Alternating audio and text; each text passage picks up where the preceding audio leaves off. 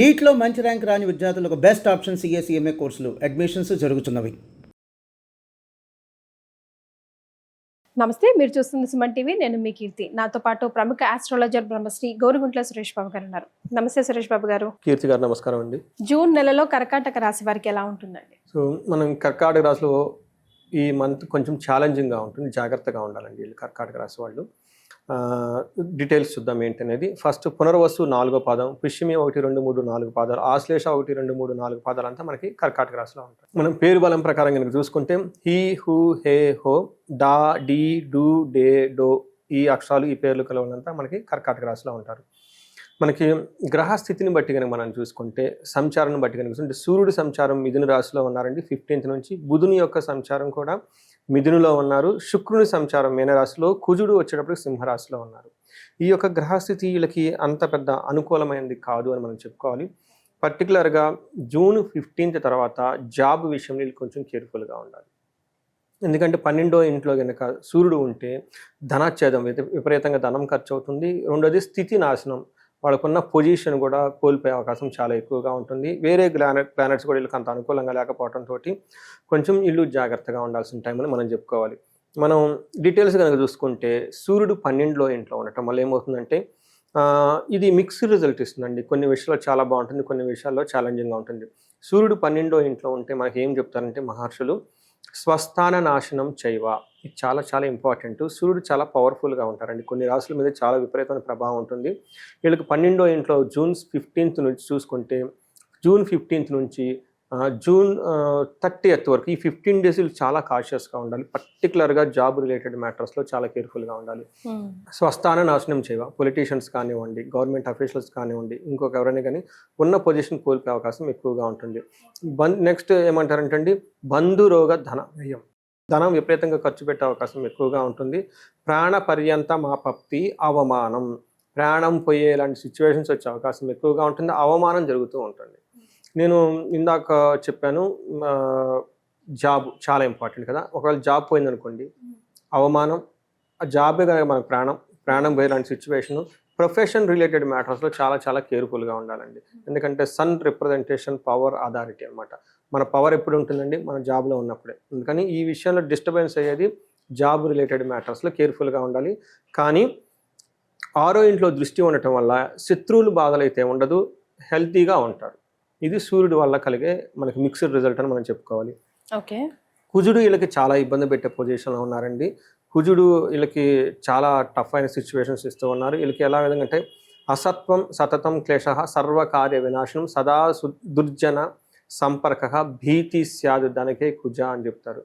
అంటే మనకి మహర్షులు సంస్కృతిలో ఏం చెప్తారంటే అసత్వం, దేహంలో బలం తగ్గిపోయి వీక్గా అవుతూ ఉంటారు.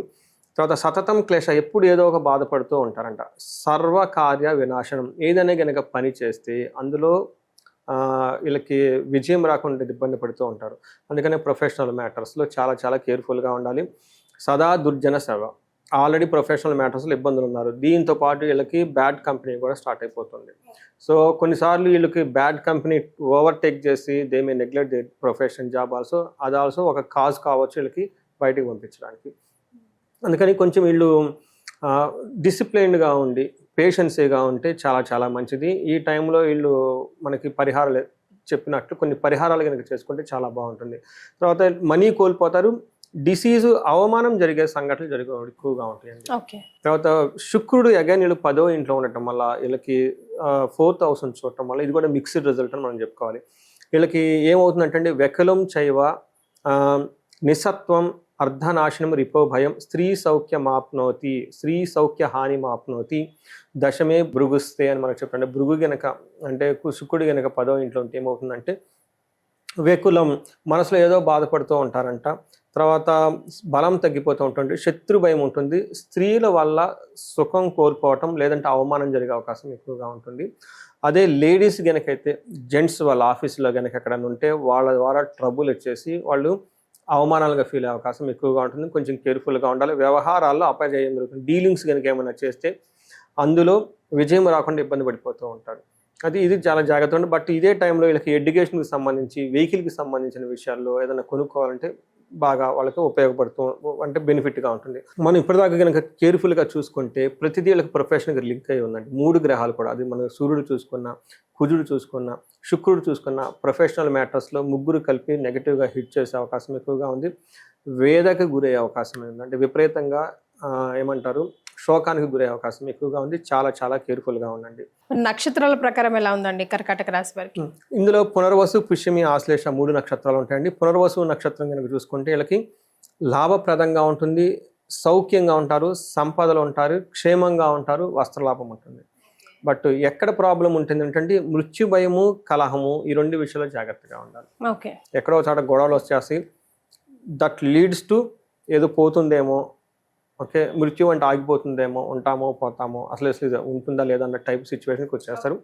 అది అలా జరుగుతుందని వీళ్ళు భయపడతారు, బట్ యాక్చువల్గా అలా ఉండదు. Okay. Mind is makes everything అనమాట. పుష్యమి నక్షత్రం వాళ్ళకి కనుక చూసుకుంటే క్షేమంగా ఉంటారు, ధనం ఉంటుంది. 2 ప్రాబ్లమ్స్ వీళ్ళు ఏమంటే మృత్యు భయము, కలహము, గొడవ పడతారు. సో మృత్యు భయం అంటే అది జాబ్ ఉంటుందా పోతుందా అన్నది మృత్యు భయం, ఉంటుందా పోతా అన్నది భయం ఎప్పుడైతే వచ్చిందో అది మృత్యు భయం. అలానే ఆశ్లేష నక్షత్రం కనుక చూసుకుంటే వీళ్ళకి సౌఖ్యంగా ఉంటారు, వస్త్రలాభం ఉంటుంది, లాభప్రదంగా ఉంటుంది. ఓవరాల్గా ఈ మంత్ అంట వాళ్ళకి ఛాలెంజెస్ ఎక్కడ ఉంటాయి, దేహ పీడనం అంటే హెల్త్ కాంప్లికేషన్స్ ఉంటుంది, మరణము అని చెప్తూ ఉంటారు. ఇక్కడ మరణం అంటే మనం చేసే పని మధ్యలో ఆగిపోవటం, ముందుకు పోకుండా అంతటితో బ్రేక్ పడిపోవటం, దీన్ని మరణం అంటారు. అది మనుషులకు కానివ్వండి, మనుషులు చేసే పనులకు కానివ్వండి, లేదంటే వాళ్ళకున్న థాట్ ప్రాసెస్ కానీ ఎక్కడో ఒక చోట ఆగిపోవటాన్ని మరణం అంటారు అనమాట. ఇవి జరిగే అవకాశం ఎక్కువగా ఉంది. మనకి ఆశ్లేష నక్షత్రం వాళ్ళకి కొంచెం జాగ్రత్తగా ఉండాలి, ఎందుకంటే వీళ్ళకి బ్లడ్ రిలేటెడ్ ప్రాబ్లమ్స్ వచ్చే అవకాశం ఎక్కువగా ఉంటుంది. ఫర్ లేడీస్ కానివ్వండి, జెంట్స్ కానీ, they see their own blood for their eyes అండి.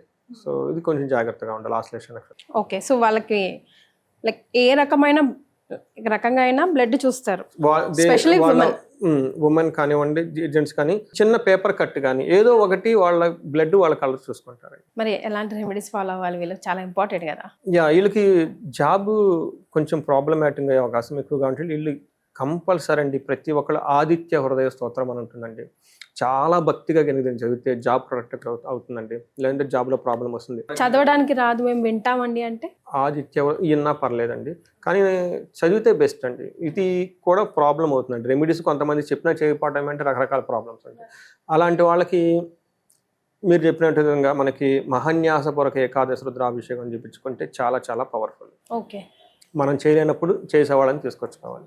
లేదంటే నేను జపం చేయలేనండి, నా బదులు మీరు జపం చేయండి అంటే వేరే వాళ్ళు జపం చేపించేస్తారు 41 టైమ్స్, లేదంటే ఒక 108 టైమ్స్ వేరే వాళ్ళు డబ్బులు తీసుకొని చాంట్ చేస్తారు. వీళ్ళ ప్లేస్లో సంకల్పం తీసుకొని జపం చేయవచ్చు. ఓకే. సూర్యుడికి ఆర్గ్యం ఇది ఎవరైనా చేయొచ్చు. ఓకే, చెంబు తీసుకోవటం, అందులో పసుపు కుంకుమ వేయటం, ఉదయాన్నే లెగటం, సూర్యుడికి ఎదురుగా దారబోయటం నీళ్ళని, సూర్యుడికి ఆర్గ్యం చేయటం. ఎవరైనా కనుక ఉపనయనం చేయించుకొని ఉంటే కనుక వాళ్ళకి త్రికాల సంధ్యావందనం మిస్ అయ్యి ఉంటే కనుక ఖచ్చితంగా చేసుకోవాలి. విధి ప్రకారం చేయాలి, ఎందుకంటే త్రికాల సంధ్యావందనం చాలామంది షార్ట్ కట్లో చేస్తూ ఉంటారు, బట్ హోల్ ప్రొసీజర్ ఉంటుంది. ఈ టైంలో కనుక చేస్తే చాలా బాగుంటుంది. వీటితో పాటు వీళ్ళకి గొడవలు అయ్యే అవకాశం ఎక్కువగా చూపిస్తుందంటే మనకి వీళ్ళకి మరణము, కలహం అని ఉంది.